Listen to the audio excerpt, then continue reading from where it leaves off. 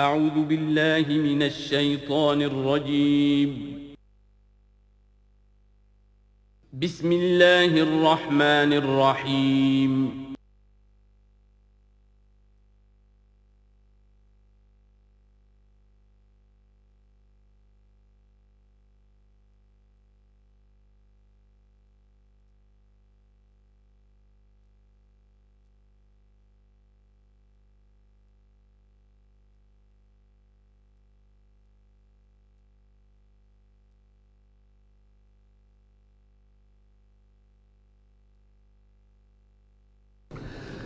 اعوذ باللہ من الشیطان الرجیم بسم اللہ الرحمن الرحیم۔ سورۃ النصر کے بارے میں اکثر لوگوں کا خیال یہ ہے کہ یہ مدنی ہے، میری ذاتی رائے یہ کہ یہ بھی مکی ہے، اس لیے کہ یہاں بھی اصول وہ ہے اذا جاء نصر اللہ والفتح، جب آ جائے مدد اللہ کی اور فتح۔ میں اس سورت کو جوڑتا ہوں سورۃ الانشراح ہی کے اس آخری حصے سے، فَإِذَا فَرَغْتَ فَانصَبْ وَإِلَىٰ رَبِّكَ فَارْغَب۔ وہ تو مدنی تو نہیں ہے، وہ تو مکی صورت ہے، بڑے ابتدائی زمانے کی۔ یہ تو خبر دی جا رہی ہے کہ ایک وقت آئے گا، اور پیش کی خبر دی گئی محمد رسول اللہ صلی اللہ علیہ وسلم کو، ایک وقت آئے گا آپ اپنے مشن میں کامیاب ہو جائیں گے اور فارغ ہو جائیں گے۔ فَإِذَا فَرَغْتَ فَانصَبْ وَإِلَىٰ رَبِّكَ فَارْغَب۔ اسی رنگ میں یہ بھی ہے اِذَا جَاءَ نَصْرُ اللَّهِ وَالْفَتْحُ، جب آ جائے مدد اللہ کی اور فتح۔ وَرَأَيْتَ النَّاسَ يَدْخُلُونَ فِي دِينِ اللَّهِ أَفْوَاجًا، اور آپ دیکھ لیں لوگوں کو داخل ہوتے ہوئے اللہ کے دین میں فوج در فوج۔ فَسَبِّحْ بِحَمْدِ رَبِّكَ وَاسْتَغْفِرْ، تو پھر اس وقت آپ ہمہ تن اپنے رب کے استغفار اور تحمید میں لگ جائیے گا۔ ابھی تو یہ مشقتیں جھیلنی ہیں، ابھی تو یہ رسالت کے فرائض، آگے بڑھ کر جو مدنی دور میں جنگیں آنی ہیں، جو سخت مراحل آنے ہیں، ابھی آپ کو یہ جھیلنے ہوں گے۔ اِنَّهُ كَانَ تَوَّابًا، یقیناً اللہ تعالیٰ بہت توبہ کو قبول فرمانے والا ہے۔ ان میں چونکہ قرآن مجید میں جو مختلف مصاحف ہیں اس میں جو چیز لکھا ہوتی ہے اوپر کہ یہ مکی ہے یہ مدنی ہے، تو لوگ سمجھتے ہیں شاید یہ کہ بالکل جو سمجھیے کہ طے شدہ چیزیں ہیں، حالانکہ کم صورتیں قرآن مجید کی جو بڑی بڑی صورتیں ان کے بارے میں تو تیقن کے ساتھ معلوم ہے، لیکن یہ کہ بعض جو چھوٹی صورتیں ان کے بارے میں بہت سے اقوال آپ کو تفسیر کی کتابوں میں مل جائیں گے۔ میں نے جتنی بھی بہرحال تحقیق کی ہے، میرے نزدیک یہ بھی مکی ہے، مدنی نہیں ہے، یہ بھی ایک خبر دی جا رہی ہے جیسے کہ سورہ انشراح میں۔ اس کی وجہ یہ کہ پھر آ رہی ہیں مکی صورتیں۔ بسم اللہ الرحمن الرحیم، تبت یدا ابی لہب وتب، بالکل ابتدائی زمانے کی صورت ہے۔ ٹوٹ گئے ہاتھ ابو لہب کے اور وہ برباد ہو گیا خود۔ واقعہ یہ ہے کہ جب حضور کو پر وہ آیت نازل ہوئی جو ہم نے پڑھی ہے سورہ ہجر میں، فاصدع بما تؤمر، پہلے 3 سال تک آپ نے دعوت جو دی ہے وہ لو کی، جسے ہم کہیں گے، کبھی بھی آپ کی دعوت انڈر گراؤنڈ نہیں تھی، اس کو تو سمجھ لیجئے، یہ تو لفظ استعمال کرنا ہی غلط ہے، لو کی۔ اور لو کی میں کیا تھا؟ پرسنل تعلق، پی پی کالز، لوگوں سے جن سے بھی تعلقات تھے، انفرادی گفتگو میں آپ اپنی دعوت پیش کر رہے تھے۔ پھر حکم آ گیا فاصدع بما تؤمر، اب ڈنکے کی چوٹ کہیے۔ تو آپ کھڑے ہوئے کوہ صفا پر، آپ نے نعرہ لگایا وا صباحا، یہ وہاں کا دستور تھا، تفصیل سے میں یہ بیان کر چکا ہوں، سارا واقعہ بیان نہیں کر سکتا۔ تو اس وقت لوگ لپک کر آئے اور ابو لہب بھی آیا آپ کا چچا۔ جب حضور نے وہاں اپنی دعوت پیش کی تو اس نے کہا تباً لکا لہذا جمعتنا، ہم سمجھے تھے کوئی بڑی اہم بات تم نے بتانی ہوگی تو ہمیں بلایا ہے، ہم پہنچ گئے ہیں اور تم نے ہمیں اس کام کے لیے جمع کیا تھا، تو تمہارے ہاتھ ٹوٹ جائیں۔ معاذ اللہ ثم معاذ اللہ، نقل کفر نہ باشد۔ چونکہ حضور بنو ہاشم کو 2 دفعہ گھر بلا کر کھانا کھلا چکے تھے، تو اسے تو معلوم تھا یہ دعوت کیا تھی، لیکن یہ جو طریقہ آپ نے اختیار کیا تھا وہ تھا جیسا کہ وہاں پر عام الارم کے طور پر ہوتا تھا کہ کوئی فوج کی خبر آئے، کوئی فوج حملہ آور ہونے والی ہے، تو جس شخص کے پاس بھی وہ خبر پہنچ جاتی تھی وہ کپڑے اتار کے مادر ذات برہنہ ہو کر کسی اونچے مقام پر کھڑا ہو کر نعرہ مارتا تھا وا صباحا، ہائے وہ صبح جو آنے والی ہے، غارت گری والی صبح۔ تب لوگ سب دوڑتے تھے، جہاں تک آواز پہنچ گئی، جہاں تک نگاہ دیکھ رہی ہے کہ ننگا کھڑا ہوا ہے ایک آدمی اونچائی کے اوپر، دوڑتے تھے لوگ کہ کیا خبر ہے اس کے پاس۔ حضور معاذ اللہ ننگے ہونے کا کوئی سوال نہیں تھا، لیکن آپ نے آدھی بات ان کی اختیار کر لی جس کے اندر کوئی قباحت نہیں ہے، کہ آپ کھڑے ہوئے اور آپ نے وا صباحا کا نعرہ لگایا۔ وہ صبح قیامت کی خبر دے رہے ہیں، وہ خبر دیتے تھے جو صبح ہوتی تھی غارت گری کی، دشمن آ کر حملہ کرے گا، لیکن وہ بھی تو صبح قیامت ہے۔ بات کوئی تو ہنسی کی نکلے، خندہ صبح قیامت ہی صحیح، صبح قیامت بھی تو ہے نا آخر۔ تو اس نے کہا آپ تمہارے ہاتھ ٹوٹ جائیں، تم نے اس کام کے لیے بلایا تھا۔ تو فرمایا تبت یدا ابی لہب وتب، اے نبی جیسے آپ کے دشمن جنہوں نے آپ کو کہا کہ اس کی تو دم ہی کٹ گئی، وہ ہوں گے جن کی دمیں کٹ جائیں گی، جن کا نام لیوا کوئی نہیں رہے گا۔ اسی طریقے سے جس نے کہا ہے کہ آپ کے ہاتھ ٹوٹ جائیں، ہاتھ اس کے ٹوٹ گئے۔ یہ تو چند سال کے بعد کی بات ہے، لیکن حقیقت میں عالم غیب میں تو اس کے ہاتھ کٹ چکے ہیں، وہ تب اور وہ برباد ہو چکا ہے۔ ما اغنی عنہ مالہ وما کسب، کچھ کام نہیں آئے گی اس کا، نہ اس کا یہ مال اور نہ وہ کمائی جو اس نے کی ہے ساری عمر اور جمع کیا ہے۔ سیصلی نارا ذات لہب، وہ جھونکا جائے گا آگ میں جو بھڑکتی ہوئی آگ ہے۔ اور لہب کا لفظ جو ہے اس کے اپنے نام میں بھی شامل تھا، یہ صنعت لفظی کہلائے گی، ابو لہب، کیونکہ وہ بہت ہی سرخ و سفید رنگت کا، بہت جیسے کہ انگارے جیسا اس کا رنگ تھا، اور آنکھیں بھی بڑی بڑی تھیں، نہایت حسین و جمیل انسان تھا، اور اس کی بیوی بھی جمیل تھی، بہت ہی خوبصورت عورت تھی، اور یہ دونوں جو ہے یہ سمجھیے کہ بڑی ایلیٹ کلاس تھی اس معاشرے کی، اس کے پاس منصب تھا، یہ خزانہ وزیر خزانہ تھا حرم کا، چنانچہ اس کے بارے میں مشہور تھا کہ اس میں سے اس نے سونے کے بنے ہوئے ہرن چرا لیے ہیں۔ اخلاقی طور پر اس کا جو ہے وہ بدنامی اس درجے کی تھی، لیکن یہ کہ حرم کا خزانہ جو تھا وہ اس کی تحویل میں تھا، تو بڑا اونچا منصب دار تھا۔ تو اس کے لیے یہ کہا کہ جیسے یہ دہکتا ہوا انگارہ ہے، اس کو رنگ ہم نے دیا ہے، ایسی ہی دہکتی ہوئی آگ میں ہم اس کو جھونکیں گے، وامرأتہ، اور اس کی بیوی کو بھی۔ کیوں؟ یہ بھی اتنی ہی دشمن تھی حضور کی جتنا کہ ابو لہب دشمن تھا حضور کا، بلکہ یہ کہنا مشکل ہے کہ بیوی زیادہ دشمن تھی یا یہ کہ یہ شوہر زیادہ دشمن تھا، دونوں۔ اور میں بتا چکا ہوں آپ کو سورہ تحریم میں جو 3 مثالیں آئی تھیں، بہترین عورت بدترین مرد کے گھر میں، فرعون کی بیوی آسیہ، بدترین عورتیں بہترین لوگوں کے گھر میں، بیوی حضرت نوح کی اور بیوی حضرت لوط کی، ایک وہ جو نیک سرشت تھی اور نبی کی گود میں پلی، وہ حضرت مریم سلام علیہا، اور یہ بدترین شوہر اور بدترین بیوی۔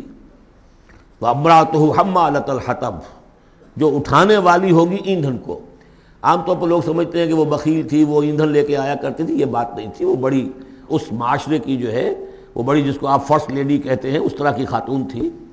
اصل مطلب یہ ہے کہ یہ اس وقت جو حرکتیں کر رہی ہے، یہ اپنے شوہر کے آگ کے گڑھے کو اور بھڑکانے کے لیے ایندھن لا رہی ہے۔ فی جیدہا حبل من مسد، اس کے گلے میں جو یہ ہار پڑا ہوا ہے موتیوں کا، حقیقت میں یہ اس رسی کے مانند ہے جس رسی کے اوپر یہ اب جائے گی آخرت کے اندر، تو وہ لا کر ایندھن اسے باندھ کر، اور جہاں شوہر جل رہا ہوگا وہاں پہ اس کو ڈالے گی اور دہکائے گی اس آگ کو۔ یہ ہے مراد اس سے کہ در حقیقت وہ اٹھائے گی وہاں حطب لکڑیاں، اور فی جیدہا حبل من مسد، اس کے گلے کے اندر یہ جو ہار ہے یہی اس کی رسی بن جائے گا۔ سورۃ الاخلاص قرآن حکیم کی عظیم ترین سورت، جس کو حضور نے فرمایا ثلث قرآن، تہائی قرآن کی مساوی ہے، توحید باری تعالیٰ پر جامع ترین سورت، مختصر ترین اور جامع ترین۔ قل هو اللہ احد، کہہ دیجئے وہ اللہ ایک ہے نہیں، تنہا ہے۔ ایک کے لیے لفظ واحد ہے، واحد سے تو اثنان ثلاثہ شروع ہو جاتی ہے، اکیلا، دی موسٹ یونیک پرسن۔ قل هو اللہ احد، تنہا ہے، اللہ الصمد، باقی تمام مخلوقات کا وہی مرجع ہے۔ صمد کہتے ہیں بڑی چٹان کو، جس کا سہارا لیتے تھے لڑنے کے وقت، کہ پیچھے چٹان اچھی ہو تاکہ پیچھے سے دشمن جو ہے حملہ نہ کر سکے۔ پھر یہی لفظ آ جاتا تھا سرداروں کے لیے کہ جن کی طرف رجوع کرتے تھے لوگ۔ تو یہ کہ اصل میں اللہ تو ہے خود بخود قائم ہے، اپنے بل پر قائم ہے، کسی نے بنایا نہیں اسے، اس کی حیات مستعار نہیں ہے، اس کی حیات اپنی، اس کا علم اپنا۔ باقی جو بھی کائنات کے اندر مخلوقات ہیں وہ سب اس کی بدولت ہے۔ لا یحیطون بشیء من علمہ الا بما شاء، ان کا وجود بھی اللہ کا عطا کردہ، انہیں حیات بھی مستعار ہے، مانگی ہوئی ہے، عمر دراز مانگ کے لائے تھے 4 دن، اور وہ مانگی ہوئی زندگی ہے، جب چاہے گا لے لے گا ہم سے، ہماری زندگی اپنی تو نہیں ہے۔ لیکن یہ کہ باقی تمام مخلوقات کو تھامے ہوئے ہے، اور یہ وہی ربط و تعلق ہے جو میں نے آپ کو بتایا تھا اسم اعظم، کہ جو الحی القیوم، خود زندہ اور باقی سب کو تھامے ہوئے، کل کائنات اس کی توجہ کی وجہ سے قائم ہے۔ لم یلد ولم یولد، نہ اس نے جنا اور نہ وہ جنا گیا، نہ اس کے کوئی ماں باپ، نہ اس کی کوئی اولاد، نہ اس کی کوئی جوڑی، مت جورو اور بیوی، مت اتخذ صاحبۃ ولا ولدا، یہ ہم پڑھ چکے ہیں قرآن۔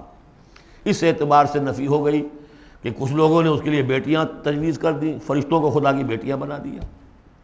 کچھ لوگوں نے جو ہے اس کے لیے بیٹے بنا دیے، حضرت مسیح کو بنا دیا اور حضرت عزیر علیہ السلام کو بنا دیا یہودیوں نے سب نے نہیں، کچھ ان کی فرقوں نے وغیرہ وغیرہ.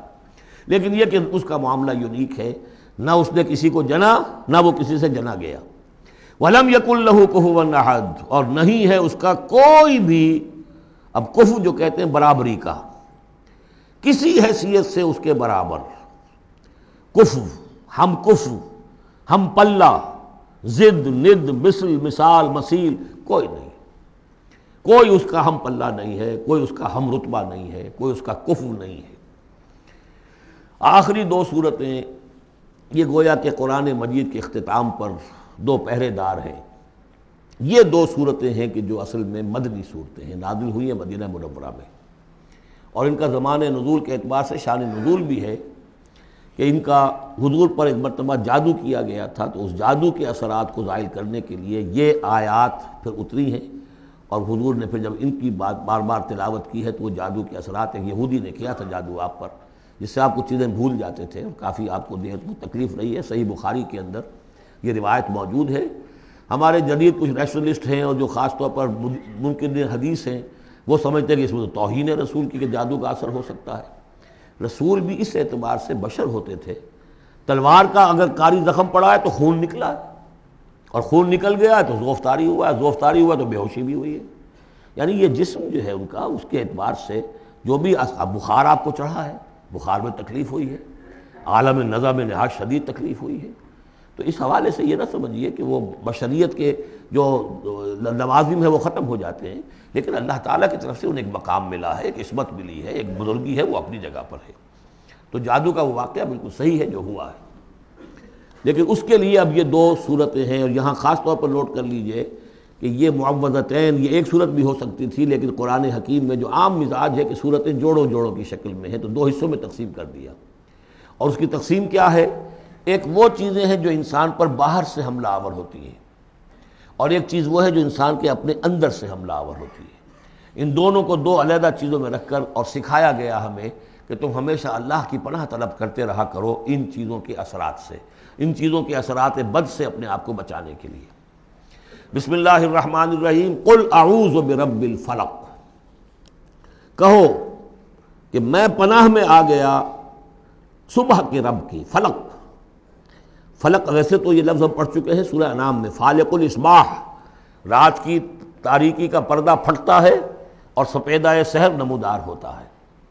یا گٹھلی، فالق الحب والنوائب، تو وہ جو گٹھلی ہوتی ہے وہ بھی پھٹتی ہے تو اس میں سے دو پتیاں نکلتی ہیں تو درخت بنتا ہے. اس اعتبار سے فلق سے مراد یہاں صرف صبح نہیں ہے، بلکہ جو اگلی صورت میں آ رہا ما خلق، جو بھی کچھ اس کائنات میں اس نے پیدا کیا ہے در حقیقت وہ عدم کا پردہ چاک کر کے اس کو وجود بخشا ہے. عدم سے، عدم محض سے، کریشن ایکس نیہیلو، بغیر کسی شے کے کسی شے کو بنانا. تو قل اعوذ برب الفلق من شر ما خلق، میں پناہ میں آتا ہوں اس کی تمام مخلوقات کی پناہ سے. اب آپ غور کیجئے، مخلوق ظاہر بات ہے خالق کی طرح کامل تو نہیں ہو سکتی. مخلوق کے اندر کوئی نہ کوئی پہلو جو ہے وہ کمی کا، تقصیر کا، نقص کا رہ جائے گا. تو گویا کہ ہر مخلوق میں شر کا پوٹینشل ایلیمنٹ موجود ہے. یہ دوسری بات ہے کہ اللہ تعالیٰ کسی کو سہارا دے دے، کسی کو اپنی طرف سے عصمت عطا کر دے، اپنی طرف سے خصوصی پروٹیکشن عطا کر دے. پوٹینشلی خلق جو ہے وہ گویا کہ مستلزم ہے، اس کے ساتھ شر کے اندر کا پہلو موجود ہوگا. قل اعوذ برب الفلق من شر ما خلق، یعنی وہ شر جو ہے خود اپنی جگہ پر کوئی علیحدہ مستقل وجود رکھنے والی شے نہیں ہے، بلکہ وہ شر جو ہے خلق کے اندر جو کمی کا پہلو ہے. جیسے ہم نے انسانوں کے بارے میں پڑھا، خلق الانسان من عجل، انسان کی سرشت میں جلد بازی ہے. خلق الانسان ضعیفا، انسان کمزور پیدا کیا گیا ہے. وہ جو اس کا ہے، جو اس کا فطرت والا پہلو ہے، جو روحانی پہلو ہے، وہ تو ہے انا خلقنا الانسان فی احسن تقویم. لیکن جو یہ حیوانی پہلو ہے اس کا جو مادی وجود ہے، اس میں تو ذوق بھی ہے. ان الانسان خلق ہلوعا اذا مسہ الشر جزوعا واذا مسہ الخیر منوعا. تو یہ تمام چیزیں جو ذہن میں رکھیے. قل اعوذ برب الفلق من شر ما خلق، جو بھی مخلوقات ہیں ان میں سے جو بھی شر کا پہلو ہے میں اس سے اے پروردگار تیری پناہ میں آتا ہوں. ومن شر غاسق اذا وقب، خاص طور پر یہ رات کو ڈھانپ لینے والی جو ہے رات، اندھیرا، یہ ظاہر بات ہے اسی پھر رات کے پردے میں چوری بھی ہے، ڈاکہ بھی ہے، اسی میں پھر غول بیابانی جو ہیں، شیاطین جن ہیں، ان کا بھی جو حرکتیں ہوتی ہیں، پھر یہ ساری چیزیں جو ہے اسی کے سلسلے من شر غاسق اذا وقب، سانپ بچھو وغیرہ بھی اسی وقت نکلتے ہیں، ومن شر النفاثات فی العقد، اور جو عورتیں گانٹھیں باندھ کر پھونکے مارتی ہیں، یہ جو بھی ٹونے ٹوٹکے ہوتے ہیں اور اس کی وجہ سے لوگوں کو نقصان پہنچایا جاتا ہے، گویا کہ یہ بھی اس کے اندر بھی کوئی حقیقت ہے، یہ سفلی عملیات بھی ہیں، ان کے بھی اثرات ہیں۔ جیسے کہ ہم جانتے ہیں کہ جادو جو ہے حق ہے، برحق ہے، اگرچہ کفر ہے، شراب کی تاثیر ہے لیکن حرام ہے، کچھ نہ کچھ حقیقت ان لکیروں میں بھی ہے، لیکن ہمیں روک دیا گیا کہ ان کے چکر میں مت پڑو۔ یہ جو منجمی ہے، نجوم کی حرکت، اس میں بھی کچھ نہ کچھ حقیقت ہے لیکن روک دیا گیا۔ تو کسی چیز کا ہونا بالفعل یہ اور شے ہے، لیکن اس کا جائز ہونا یہ اور شے ہے۔ تو بالفعل یہ عملیات ہیں جیسے اچھے اعمال ہیں، اور ان کو جو ہے کوئی اچھے اوراد ہیں، اچھے وظائف ہیں، تو ان کے کچھ اثرات جو ہیں اچھے ہو سکتے ہیں۔ اسی طریقے سے اس قسم کی چیزوں میں جادو کے جو کلمات ہوتے ہیں ان کی بھی تاثیر ہے، اور وہ جو عورتیں جو ہے وہ جادو کرتے ہوئے، جس کو ہم کہتے ہیں کہ وہ تعویذ گنڈا وغیرہ جو ہوتا ہے، پھر وہ اس میں پھونکے مارتی ہیں، تو اللہ تعالیٰ سے میں ان کے شر سے بھی پناہ چاہتا ہوں۔ وَمِن شَرِّ حَاسِدٍ إِذَا حَسَدَ، اور حسد کرنے والے کے شر سے بھی میں اللہ کی پناہ طلب کرتا ہوں، جبکہ وہ حسد اپنا استعمال کرے۔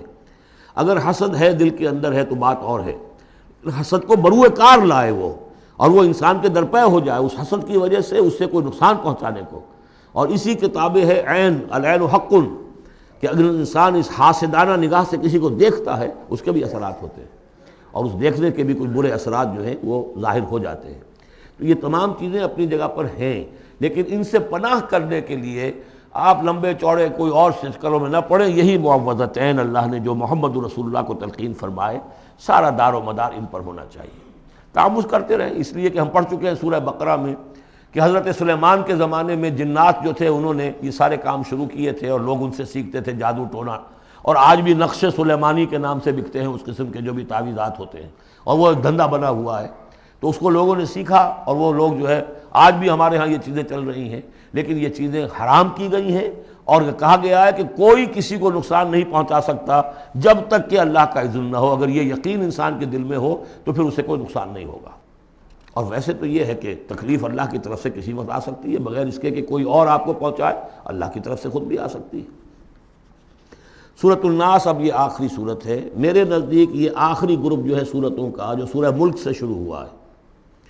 یہ دونوں پارے جو ہیں یہ سوائے ان دو صورتوں کے سب مکیات پر مشتمل ہیں صورتوں پر، اور صرف یہ دو صورتیں جو ہیں یہ مدنیات ہیں۔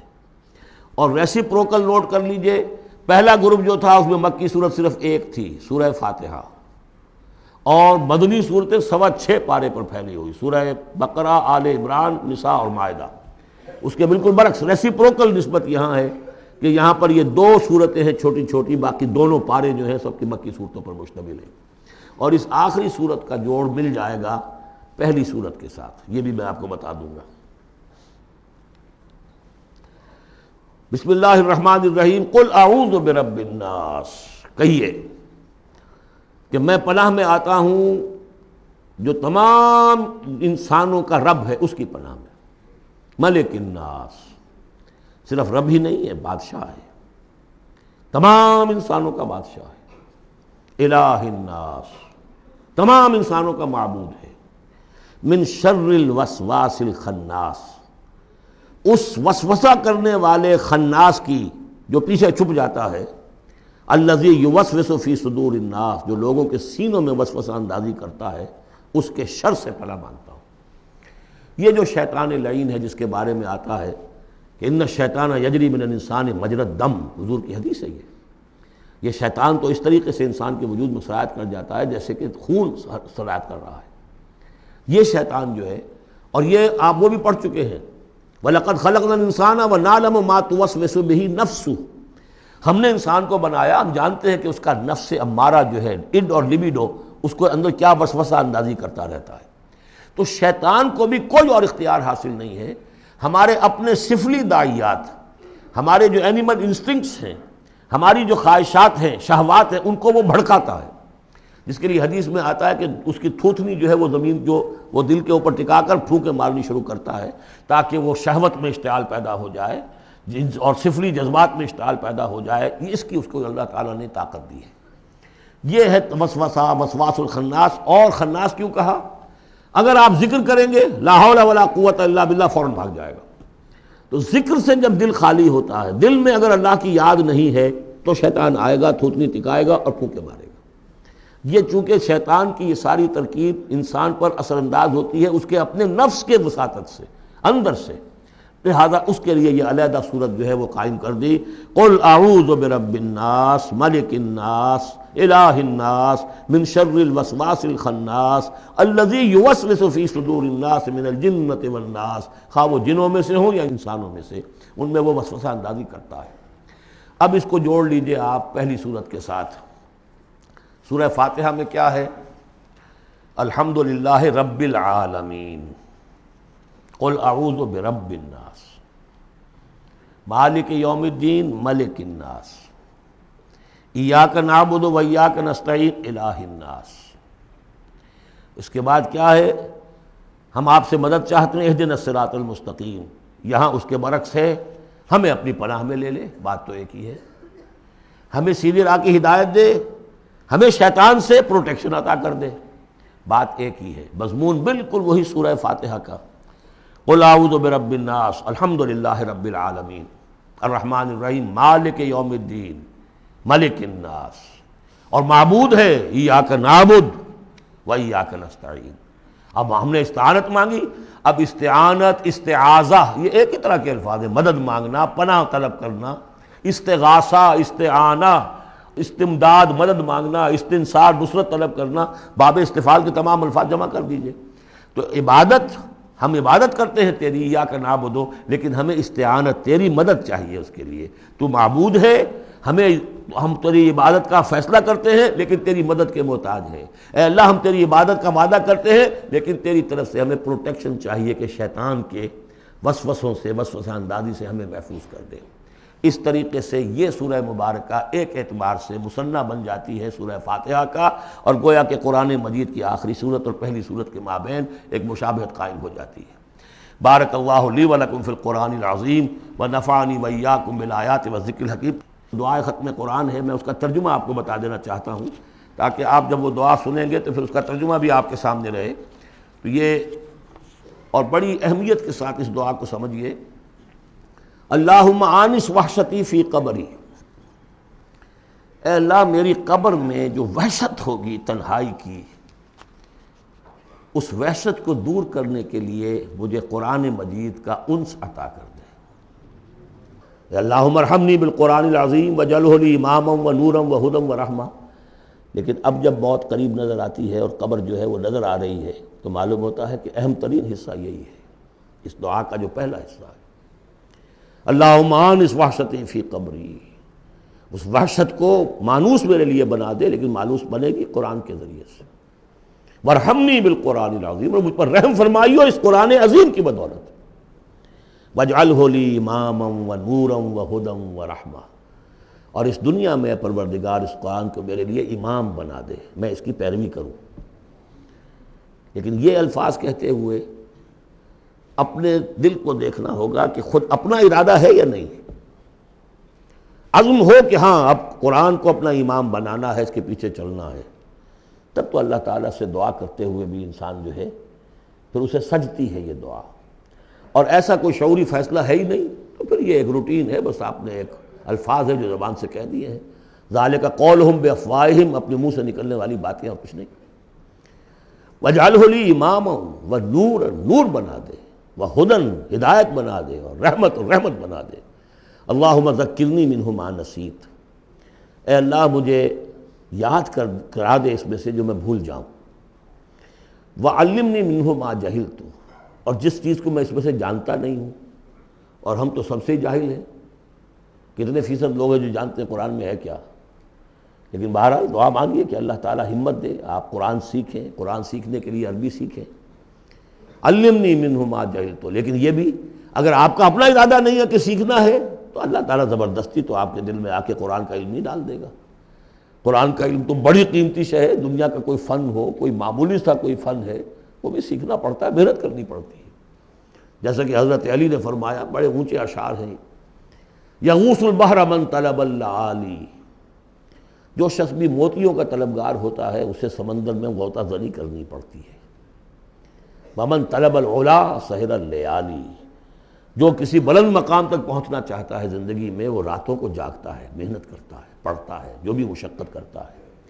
ومن طلب العلا من غیر قد، اور جو کوئی بلندی کا طلبگار بن جائے بغیر کوشش کے، اضاع العمر فی طلب المحالی، پھر وہ اپنی عمر ضائع کر بیٹھتا ہے ایک محال چیز کی طلب میں۔ وہ تو ہونے والی بات نہیں ہے، یہ دنیا اللہ نے بنائی ہے کہ محنت کرو۔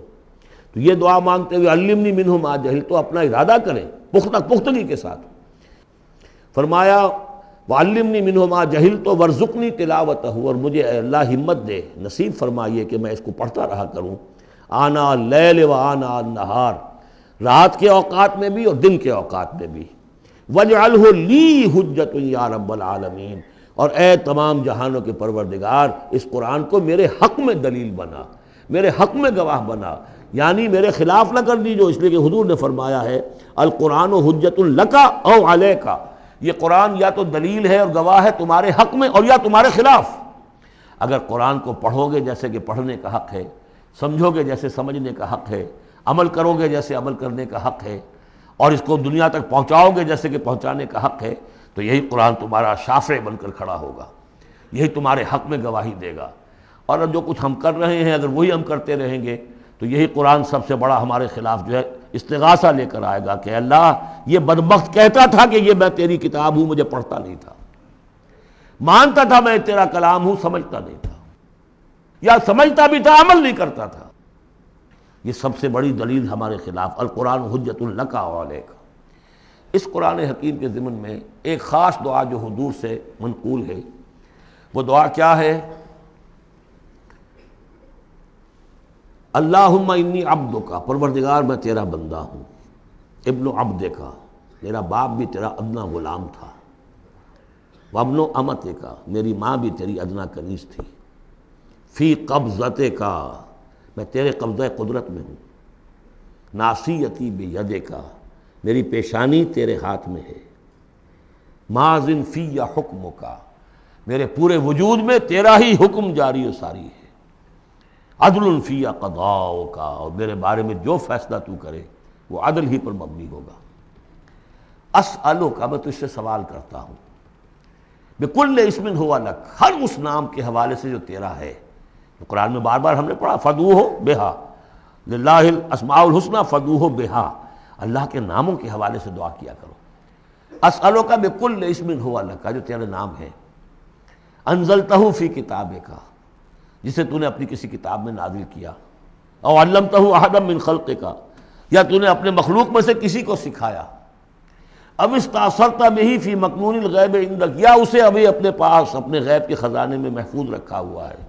سارے ناموں کا حوالہ دے کر اسألو کا کیا، ان تجعل القرآن ربیع قلبی، اس قرآن کو میرے دل کی بہار بنا دے، ونور صدری، میرے سینے کا نور بنا دے، وذہاب ہمی، اور میرے ہموم اور غموم کا، غموں کا اور جو بھی تفکرات ہیں ان کا دور کرنے والا، جلا حزنی، میرا کوئی غم ہو افسوس ہو اس کو بھی ختم کر دینے والی چیز، اس کا ذریعہ اس قرآن کو بنا دے۔ تو یہ بڑی عظیم دعا ہے جس میں ایک طرف عبدیت کی انتہا ہے، تواضع، اللہ کے سامنے تذلل، اور پھر یہ کہ مانگنے کی شے اصل میں قرآن سے کیا ہے، اللہ سے مانگنے کی شے کیا ہے، الرحمن علم القرآن، یہ ہے سب سے بڑی دولت۔ یا ایھا الناس قد جاءتکم موعظۃ من ربکم وشفاء لما فی الصدور وہدی ورحمۃ للمؤمنین قل بفضل اللہ وبرحمتہ فبذلک فلیفرحوا ھو خیر مما یجمعون۔ تو یہ دعا جو ہے آپ مانگیں گے، اور اسی پر اب میں اپنی گفتگو ختم کر رہا ہوں۔ بارک اللہ لی ولکم فی القرآن العظیم ونفعنی وإیاکم بالآیات والذکر۔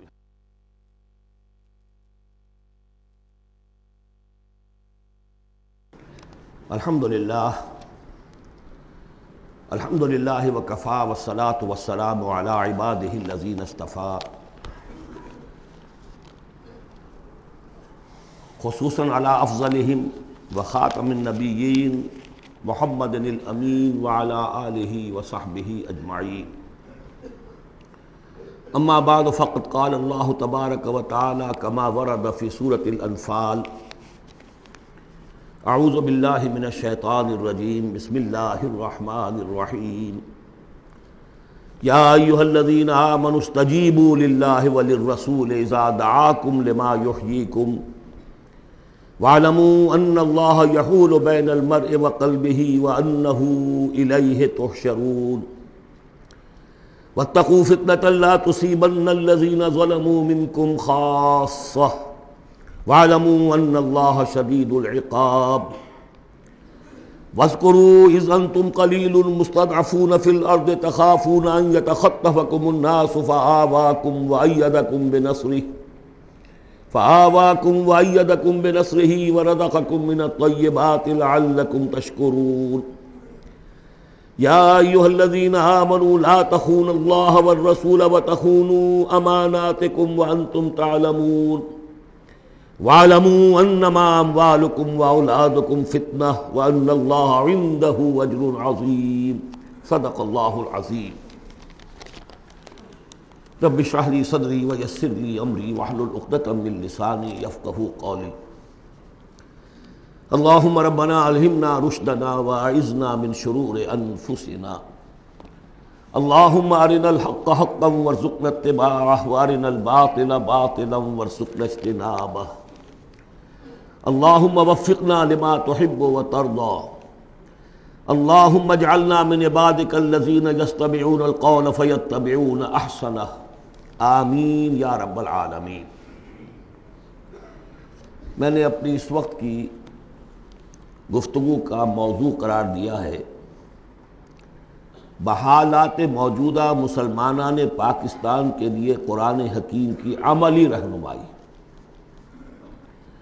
قرآن مجید میں کہیں گفتگو مشرکین سے ہو رہی ہوتی تھی، کبھی منافقین سے ہو رہی ہوتی تھی، کبھی منکرین آخرت سے ہو رہی ہوتی تھی، کبھی یہود سے، کبھی نصارہ سے، کبھی مسلمانوں سے. اور یہ کہ مکی صورتوں کا اپنا رنگ اور انداز ہے اور مدنی صورتوں کا اپنا رنگ اور انداز ہے. پھر اس میں احکام الہیہ بھی آئے ہیں، عبادات کے ضمن میں آئے ہیں، معاشرتی احکام آئے ہیں، آئلی قوانین آئے ہیں، سیاسی ہدایات آئی ہیں. اب ویسے تو یہ کہ زندگی کے ہر گوشے کے لیے اور ہر آنے والے دور کے لیے اس میں ہدایت ہے، لیکن اس وقت میں نے جو عنوان معین کیا ہے وہ دو اعتبارات سے بحالات موجودہ اور خاص طور پر مسلمانان پاکستان کے لیے قرآن حکیم کی عملی رہنمائی کیا ہے. لیکن یہ کہ قرآن مجید کی وہ رہنمائی کہ جو ابدی ہے، ہمیشہ کے لیے ہے، اساسی ہے، بنیادی ہے، جو زمان و مکان کی حدود سے ماورا ہے، میں چاہتا ہوں کہ پہلے اسے بھی چند نکات کی شکل میں اس کا خلاصہ آپ کے سامنے رکھ دوں. قرآن مجید کی وہ جو تعلیم ہے ابدی، ماورائے زمان و مکان، ہر دور، ہر ملک، ہر زمانے کے مسلمان کے لیے، وہ کیا ہے؟ پہلی بات یہ ہے کہ اللہ کا حق ادا کرے. اور اللہ کا حق کیا ہے؟ توحید. توحید ایک عقیدے کی توحید ہے، اس کو مانے کہ وہ ایک ہے، اپنی ذات میں تنہا ہے، کوئی اس کا مد مقابل اور کفو نہیں ہے، نہ اس کی صفات میں نہ اس کی ذات میں. لیکن یہ کہ ایک ہے توحید عملی. اور ہم نے اس دورہ ترجمہ قرآن کے دوران 4 صورتوں میں اس توحید پر بڑی مفصل بحثیں کی ہیں. اس وقت گن لیجئے. ایک ہے عقیدے کی توحید، ایک ہے عملی توحید. عملی توحید 4 نکات پر مشتمل ہے. سب سے پہلے جو کہ سورہ زمر کا مرکزی مضمون تھا، عبادت اللہ کی، اس کے لیے اپنی اطاعت کو خالص کرتے ہوئے. عبادت میں نماز، روزہ یہ سب بھی شامل ہیں، لیکن یہ کہ وہ عبادت جس کے ساتھ اطاعت اللہ کی خالص نہیں ہو رہی. اطاعت منقسم ہے، کہیں اپنے نفس کی اطاعت ہو گئی اللہ کی اطاعت کو پس پش ڈال کر. فرمایا فرأیت من اتخذ الہہ ہواہ، کیا تم نے دیکھا اس شخص کو جس نے اپنے خواہش نفس کو ہی خدا بنا رکھا ہے؟ وہ مطاع ہے اس کا، کہتا ہے لا الہ الا اللہ اور بنا رکھا ہے خواہش نفس کو الہ. وما امروا الا لیعبدوا اللہ مخلصین لہ الدین حنفاء، عبادت اللہ کی لیکن اس کے لیے اپنی اطاعت کو خالص کرتے ہوئے. اب اس میں یہ ہے کہ وہ خالص اطاعت کلی اطاعت ہوگی. یا ایھا الذین آمنوا ادخلوا فی السلم کافہ. اگر اللہ کی اطاعت کچھ حصے میں کی جائے زندگی کے کچھ میں نہ کی جائے، گویا کہ آپ نے تقسیم کر لیا اطاعت کو. اس پر جو وعید آئی ہے افتؤمنون ببعض الکتاب وتکفرون ببعض فما جزاء من یفعل ذلک منکم الا خزی فی الحیاۃ الدنیا ویوم القیامۃ یردون الی اشد العذاب.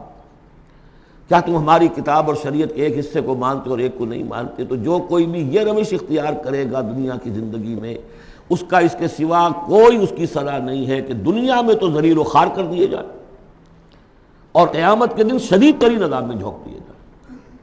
تو یہ عبادت ہوگی مخلصین لہ الدین. اسی کا ایک اور پہلو ہے دعا. الدعاء مخ العبادہ، الدعاء هو العبادہ. سورہ مومن کا مرکزی مضمون وہ تھا فادعوا اللہ مخلصین لہ الدین. دعا تو کرو لیکن تم اطاعت بھی خالص اس کی کرتے ہو کہ نہیں؟ اگر وفاداری تمہاری اللہ کے ساتھ پوری نہیں تو کس منہ سے دعا کر رہے ہو؟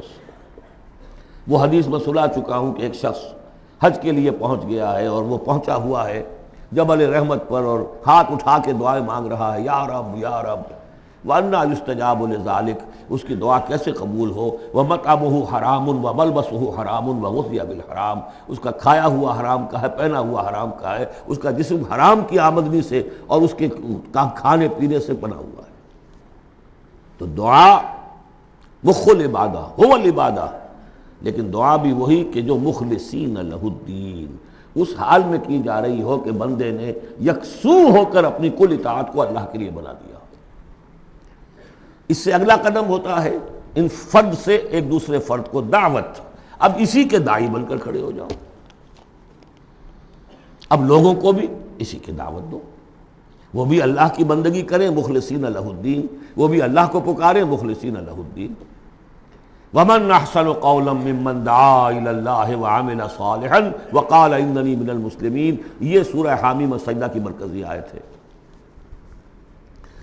چوتھا اور آخری مرحلہ یہ ہے کہ یہ کیسے ہوگی مخلصین لہ الدین کی پوزیشن اگر جس ملک میں آپ رہ رہے ہیں وہاں قانون تو کسی اور کا چل رہا ہے، عدالتیں اس قانون پر فیصلے کر رہی ہیں،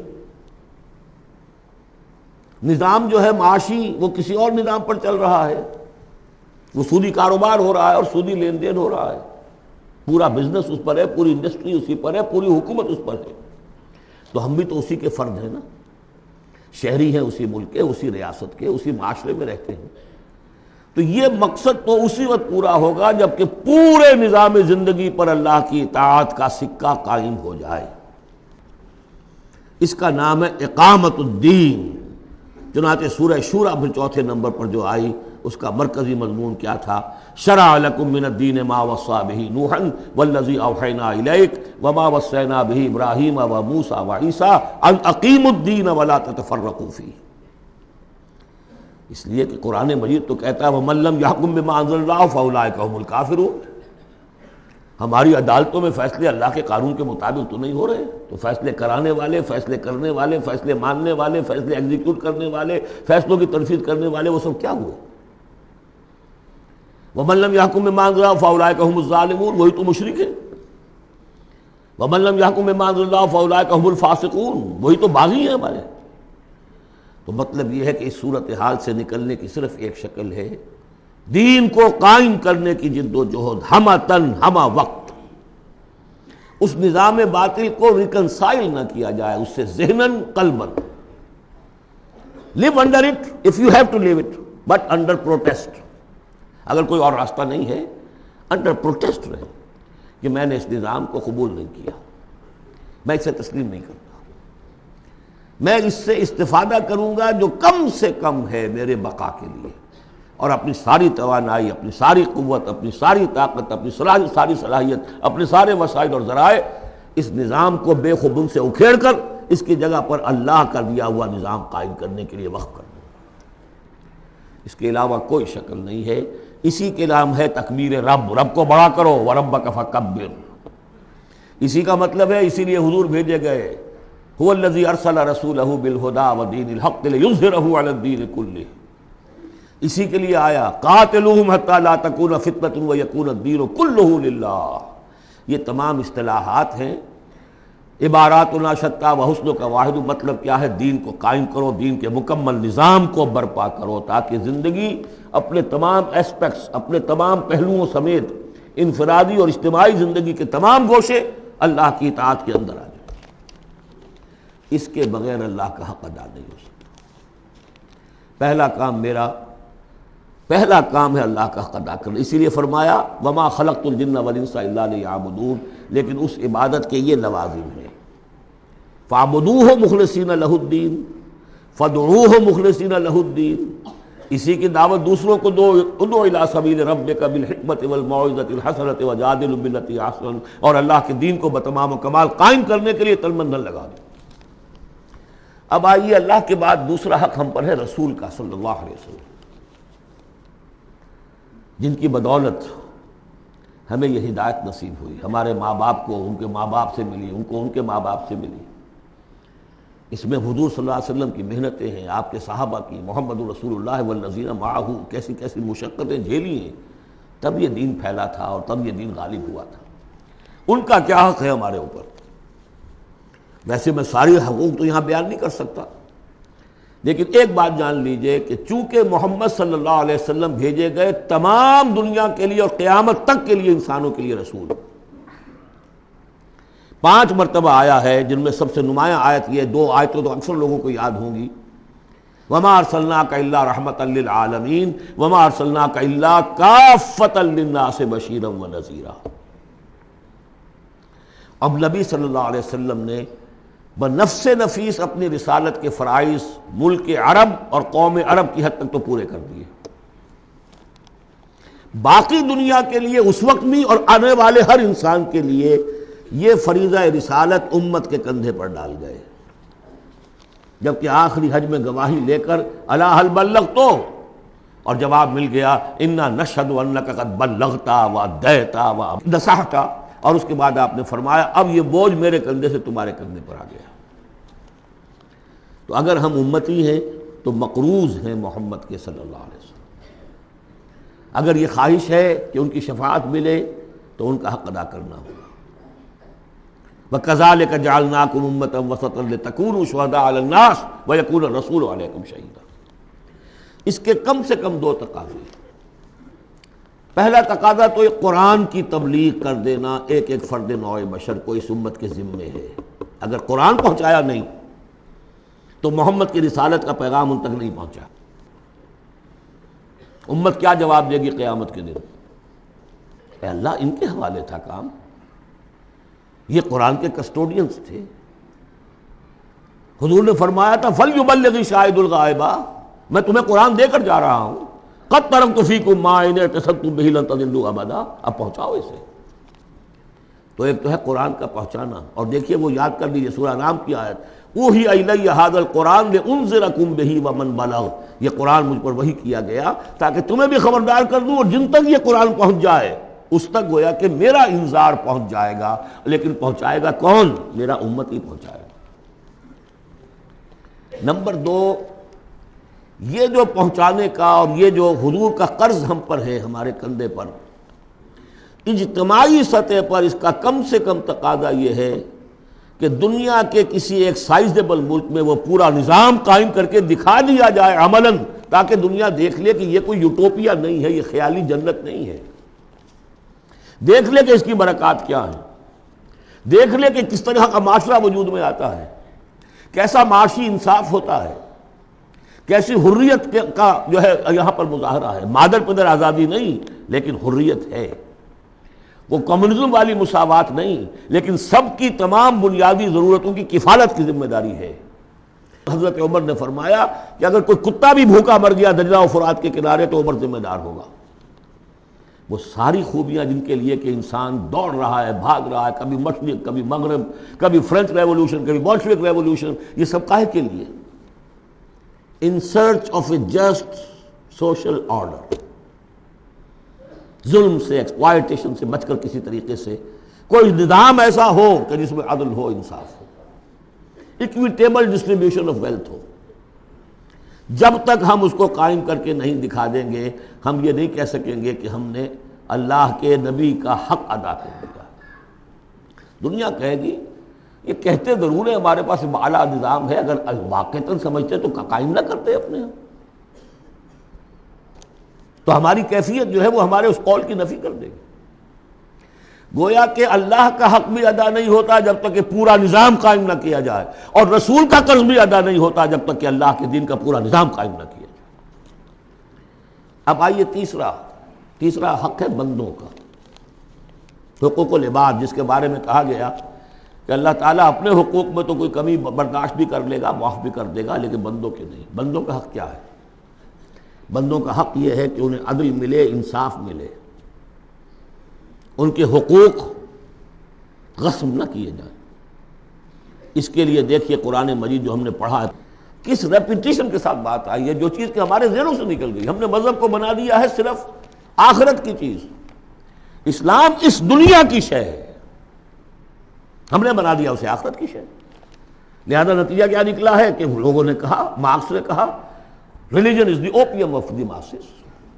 اب سب کچھ آخرت میں مل جائے گا، یہاں ظلم سہ لو، برداشت کر لو، سرمایہ داروں کے، جاگیرداروں کے، اور جو سرداران قبائل ہیں ان کے سب ظلم سہو، برداشت کرو، اور تمہیں اللہ کے ہاں آخرت میں مل جائے گا۔ قرآن کا نظریہ تو یہ نہیں ہے۔ قرآن کا ہم پڑھ چکے، سورہ آل عمران میں فرمایا اللہ خود قائما بالقسط ہے، عدل کا قائم کرنے والا۔ انبیاء کو کیوں بھیجا؟ اللہ اکبر، وہ آیت سورہ حدید کی آیت نمبر 25، لقد ارسلنا رسلنا بالبینات وانزلنا معهم الکتاب والمیزان لیقوم الناس بالقسط۔ ہم نے اپنے رسول بھیجے معجزات دے کر، ہم نے کتاب نازل فرمائی، ہم نے میزان نازل فرمائی، حقوق اور فرائض کا توازن، حقوق اور فرائض کا توازن۔ کس لیے یہ سب کچھ ہم نے نازل کیا؟ یہ کھکیڑ کس لیے بول لیا؟ Was it an exercise in futility؟ لیقوم الناس بالقسط، تاکہ لوگ عدل پر قائم ہوں۔ اور ہم نے لوہا بھی اتارا ہے جس میں جنگ کی صلاحیت ہے، جو لوگ ظلم چھوڑنے پر آمادہ نہ ہو، لوہے کی طاقت سے ان کے سر چلے جائیں، تاکہ اللہ دیکھ لے کہ میرے کون سے بندے ہیں جو میرے وفادار ہیں،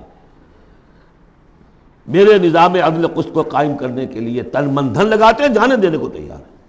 آیت نمبر 25 سورہ حدید کی، نظام عدل و قسط، انزال کتب، ارسال رسل، ان سب کا تھیم کیا ہے؟ یہاں عدل و انصاف قائم کرنا۔ حضور سے کہہ دیا گیا، یہ سورہ شورى کی آیت یاد کر دیجیے، آیت نمبر 15، کہہ دیجیے وَأُمِرْتُ لِأَعْدِلَ بَيْنَكُمْ، دیکھو میں تمہارے مابین عدل قائم کرنے آیا ہوں۔ مسلمانوں سے کہا گیا سورہ نساء میں، یا ایھا الذین آمنوا کونوا قوامین بالقسط شہداء للہ، اہل ایمان عدل کو، قسط کو قائم کرنے والے بن کر کھڑے ہو جاؤ پوری طاقت کے ساتھ، اور اللہ کی گواہی دو، اس لیے کہ اللہ جو ہے وہ خود قائما بالقسط ہے، اس کی گواہی اسی طرح ہوگی کہ تم اس کے نظام عدل و قسط کو قائم کرو۔ یہی مضمون پھر دہرا کر سورہ مائدہ میں آ گیا، یا ایھا الذین آمنوا کونوا قوامین للہ شہداء بالقسط، کھڑے ہو جاؤ اللہ کے لیے۔ لیکن اللہ کے لیے کھڑا ہونا کیا ہے؟ اللہ کو کھانا دینا ہے، روٹی دینی ہے، کیا دینا ہے؟ اللہ کے لیے کھڑے ہو جانے کا مطلب ہے اس کے دیے ہوئے نظام عدل و قسط کو قائم کرو۔ یہ ہے دین، جس کا یہ پہلو جو ہے سرے سے نگاہوں سے اوجھل ہے۔ انسانوں کا حق ہے ان کو ظلم سے نجات دلائی جائے۔ حضور کی اپنی شان تھی، یضع عنہم اسرہم والاغلال اللاتی کانت علیہم، آ کے آپ نے دنیا کو وہ جو طوق ان کے گردنوں میں پڑے ہوئے تھے، بادشاہوں کی غلامی کے طوق، ان سے نجات دلائی ہے، سرمایہ داروں کی غلامی کے طوق اس سے نجات دلائی ہے، سود کی جڑ کاٹ کر سرمایہ داری کی جڑ کاٹ دی، اور بادشاہت کی جڑ کاٹ کر برابر، تم سب کے سب برابر ہو، بادشاہ صرف ایک وہ ہے، سروری زیبا فقط اس ذات بے ہمتا کو ہے، حکمراں ہے ایک وہی باقی بتان آدری، یا ایھا الناس کونوا عباد اللہ اخوانا، سب کے سب اللہ کے بندے بن جاؤ، تم میں سے کوئی آقا نہیں ہے، سب کے سب بندے بن جاؤ، آپس میں بھائی بھائی بن جاؤ۔ اور اس کی آخری بات آپ کو بتاؤں گا، سعد بن ابی وقاص رضی اللہ تعالیٰ عنہ جب مسلمانوں نے حملہ کیا ایران پر تو رستم سپہ سالار افواج جو تھا ایران کا، اس نے یہ سوال کروایا کہ آپ ہم پر کیوں چڑھ دوڑے ہیں؟ پہلے بھی آپ عرب لوگ تھے، بدوی بدو لوگ تھے، کبھی کبھی لوٹ مار کر کے لے جایا کرتے تھے، آتے تھے لوٹ مار کیا اور چلے گئے، یہ اس دفعہ ہماری جان نہیں چھوڑ رہے ہو، کیا وجہ ہے؟ سعد ابن ابی وقاص رضی اللہ تعالیٰ عنہ غالباً رشتے میں حضور کے ماموں لگتے ہیں، اور صحابی اتنے درجے کے ہیں، عشرہ مبشرہ میں سے ہیں، اور ایک ہی صحابی ہے حضور کا جس کے لیے حضور نے کہا ہے کہ تم پر میرے ماں باپ قربان۔ غزوہ احد میں جب حضور پر نرغہ ہوا ہے اور ہر طرف سے دشمن نے حملہ کیا ہے، یہ 7 تیر چلا رہے تھے اور روک رہے تھے دشمنوں کو، اس وقت حضور نے فرمایا ہے 7 تیر چلائے جاؤ، تم پر میرے ماں باپ قربان۔ یہ شان ہے ان کی۔ ان کا جواب یہ تھا کہ اس مرتبہ ہم خود نہیں آئے، لوٹ مار کرنے نہیں آئے، انا قد ارسلنا، اب تو ہمیں بھیجا گیا ہے، we are on a mission. اللہ نے بھیجا اپنے رسول کو، اللہ کے رسول نے بھیجا ہمیں۔ And what's the mission? لِنُخْرِجَ النَّاسَ مِنْ ظُلُمَاتِ الْجَهَالَةِ إِلَى نُورِ الْإِيمَانِ، لوگوں کو نکالیں جہالت اور جاہلیت کی تاریکیوں سے ایمان کی روشنی کی طرف۔ وَمِنْ جَوْرِ الْمُلُوكِ إِلَى عَدْلِ الْإِسْلَامِ، بادشاہوں کے ظلم و ستم کے پنجے سے نجات دلا کر اللہ کے نظام عدل سے، نظام خلافت راشدہ، جہاں جو اس وقت دنیا کی عظیم ترین مملکت کا جو فرما روا تھا اس کے کپڑوں میں پیوند لگے ہوئے تھے۔ ایرانی سے سفیر آیا تھا دیکھنے کے لیے، اور مدینے میں پوچھا تھا حضرت عمر کے زمانہ خلافت میں، اے نا ملککم، تمہارا بادشاہ کہاں ہوتا ہے؟ جواب ملا تھا لیس لنا ملک، ہمارا کوئی بادشاہ نہیں ہے، بل لنا امیر، ہمارا ایک امیر ہے۔ کہاں ہے بھائی؟ کوئی محل نظر نہیں آیا ہمیں، کہاں رہتا ہے؟ وہ گیا ہے، محل وحل تو کوئی ہے ہی نہیں، وہ گیا ہے، کچھ اونٹ جو تھے گم ہو گئے تھے بیت المال کے، بہت تلاش کیا نہیں ملے، تلاش کرنے گیا۔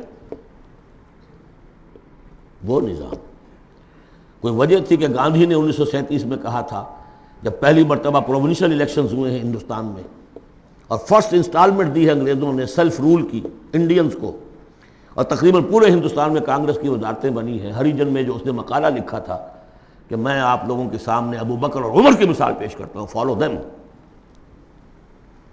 جادو وہ جو سر چڑھ کر بولے۔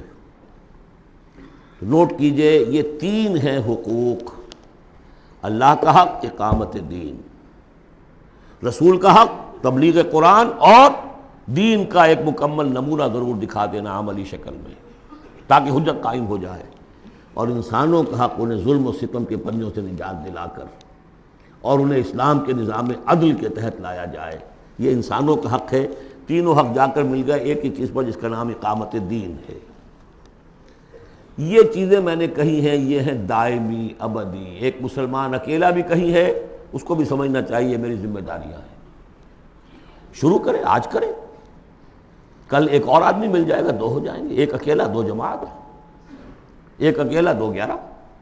نہیں کامیاب ہوتا کوئی بات نہیں، فرض تو وہ ہے کہ ادا کرنا ہے۔ کامیابی ناکامی 950 برس تک حضرت نوح دعوت دیتے رہے، ناکام رہے اس معنی میں، ویسے تو کامیاب وہی ہوئے، باقی قوم جو ہے ہلاک ہو گئی، لیکن اس معنی میں تو ناکام رہے، کوئی پرواہ نہیں۔ اب میں چاہتا ہوں کہ اب پاکستان کے خاص کانٹیکسٹ میں آ کر بات کروں۔ پہلی بات تو یہ سمجھیے، اپنی خودی پہچان ہو غافل افغان۔ یہ پاکستان کس شے کا نام ہے؟ کیا یہ دنیا میں دوسرے جو مسلمان ممالک ہیں ویسا ہی مسلمان ملک ہے، یا اس کی کوئی خصوصی اہمیت ہے، کوئی خصوصی حیثیت ہے، کوئی امتیازی مقام اور مرتبہ ہے؟ اور یہ بھی سارا کچھ میں آپ کے سامنے رکھوں گا قرآن مجید سے۔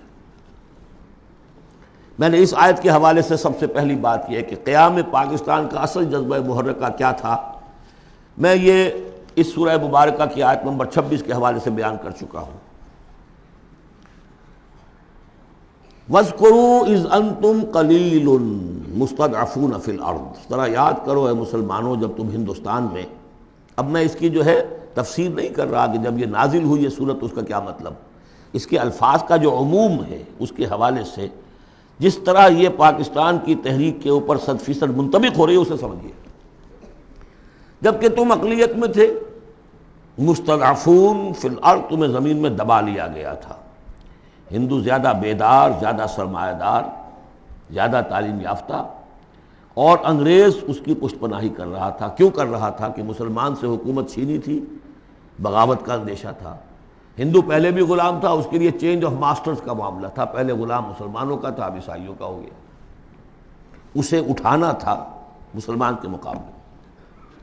اس سے ایک خوف پیدا ہوا کہ اگر یہ انگریز چلا جائے گا، اب تو پھر بھی رول آف پین ہے، رول آف سورڈ تو نہیں ہے اس وقت، انگریز کی کچھ نہ کچھ قانون جو ہے رول آف لا تھا، اگر یہ چلا گیا اور ملک ہو گیا آزاد دنیا کے موجودہ اصولوں کے مطابق، ون مین ون ووٹ، تو مسلمان تو بالکل ہی رحم و کرم پر ہوں گے، ان کی تہذیب، ان کا تمدن، ان کی ثقافت، ان کی زبان، ان کے معاش کو، ان کے مذہب تک کے اوپر ہندو جو ہے وہ حملہ کرے گا اور اپنی 800 سالہ جو ہے غلامی کا یا 1000 سالہ غلامی کا بدلہ چکائے گا، جس کا ظہور ہو گیا تھا اندرا گاندھی کے انفاذ سے، جو سقوط مشرقی پاکستان کے وقت اس کی زبان سے نکلے ہیں، we have ایونجڈ our 1000 years defeat، 1000 سالہ شکست کا بدلہ چکا لیا۔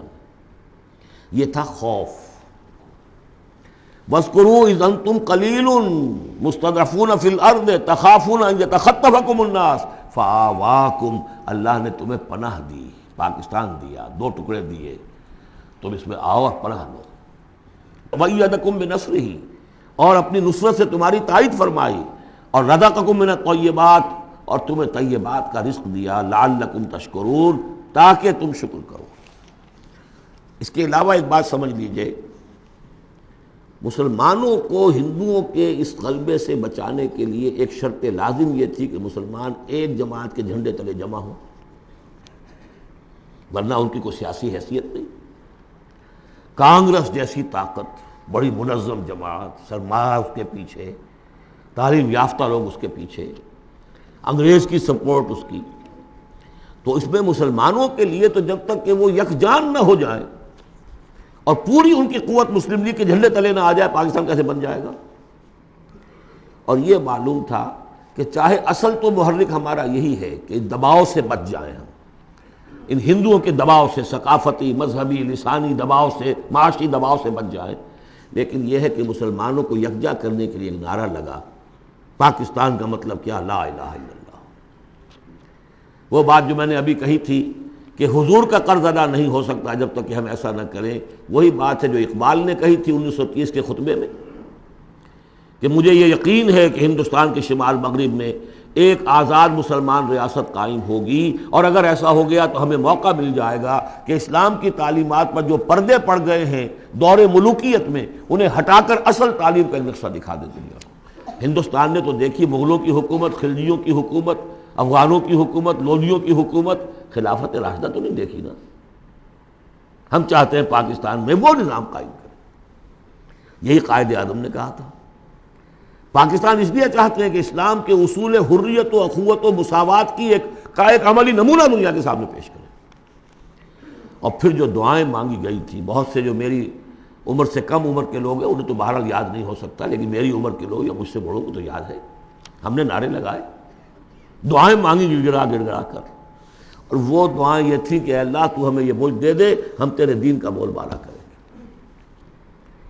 52 برس پاکستان کے ہو گئے، اس میں کتنا اسلام ہم نے نافذ کیا، کہاں ہے وہ اصول حریت و اخوت و مساوات؟ وہی سودی نظام، وہی جاگیرداری نظام، خواجہ از خون رگے مزدور سازد لال ناب، از جفائے دہ خدایاں کشتے دہ کانا خراب، انقلاب ہے انقلاب۔ یہ اقبال کہتا ہوا مر گیا۔ سرمایہ دار نے مزدور کے رگوں سے سرخ خون کشید کر کے شراب بنائی ہے جسے وہ شام کو بیٹھ کر پیتا ہے، اور زمیندار اور جاگیردار وہ کسانوں کی جو محنت کا اور خون پسینے کی کمائی سے وہ عیش کرتے۔ انقلاب انقلاب، لیکن وہ 52 برس ہو گئے، انقلاب تو نہیں آئے، وہی نظام۔ گویا کہ ہم نے اللہ سے ایک بدعہدی کی، اس بدعہدی کی سزا کیا ہے؟ نفاق ہم پر مسلط کر دیا گیا۔ سورہ توبہ کی 3 آیات منافقین کی ایک خاص قسم بیان فرمائی، وَمِنْهُمْ مَنْ عَاهَدَ اللَّهُ، جنہوں نے اللہ سے عہد کیا تھا، لَئِنْ آتَانَا مِنْ فَضْلِهِ، اگر اللہ ہمیں فضل سے نواز دے گا، غنی کر دے گا، لَنَصَّدَّقَنَّ وَلَنَكُونَنَّ مِنَ الصَّالِحِينَ، خوب صدقہ خیرات کریں گے، بالکل نیک ہو جائیں گے۔ لیکن جب اللہ تعالیٰ نے انہیں نواز دیا تو کیا کیا؟ بخلوا بہ، پھر انہوں نے بخل سے کام لیا، وتولوا، پیٹھ موڑ لی، وہم موردون، اعراض کیا۔ نتیجہ کیا نکلا؟ فَعَاقَبَهُمْ نِفَاقًا فِي قُلُوبِهِمْ، اللہ نے ان کے دلوں میں نفاق ڈال دیا۔ اور نفاق وہ بیماری ہے، قرآن میں کہا گیا ہے ان المنافقین فی الدرک الاسفل من النار، جہنم کے سب سے نچلے طبقے میں، وہی جو اشد العذاب، یوم القیامت یردون الی اشد العذاب، اگر پورے دین پر کاربند نہیں ہوگے تو قیامت کے دن شدید ترین عذاب میں جھونکے جاؤ گے۔ ان المنافقین فی الدرک الاسفل من النار، اور منافقین کے بارے میں ہم نے سورہ توبہ میں بھی آیت پڑھ لی، سورہ منافقون میں بھی پڑھ لی۔ ان کے لیے اے نبی آپ 70 مرتبہ بھی استغفار کریں گے تو میں معاف نہیں کروں گا۔ استغفر لہم او لا تستغفر لہم ان تستغفر لہم 70 مرۃ لن یغفر اللہ لہم۔ اس نفاق کی 3 شکلیں ہیں۔ نفاق باہمی، وہ ایک قوم ایک نہیں رہی، اب ڈھونڈ اب اس کو چراغ رخ زیبا لے کر اب وہ قومیتوں میں تحلیل ہو گئی، عصبیتیں، ایتھنک، لنگوسٹک، پروونشل، قوم کہاں ہے؟ تحلیل۔ نفاق باہمی، ایک نفاق کردار جو حضور نے فرمایا کہ 3 نشانیاں ہیں منافق کی، اگر تینوں چیزیں ہوں تو وہ کٹر منافق ہے، خواہ نماز پڑھتا ہو، روزہ رکھتا ہو اور اپنے آپ کو مسلمان سمجھتا ہو۔ بخاری کی اور مسلم کی روایت ہے، جب بولے جھوٹ بولے، جب وعدہ کرے خلاف ورزی کرے، اور جب کہیں امین بنا دیا جائے تو خیانت کرے۔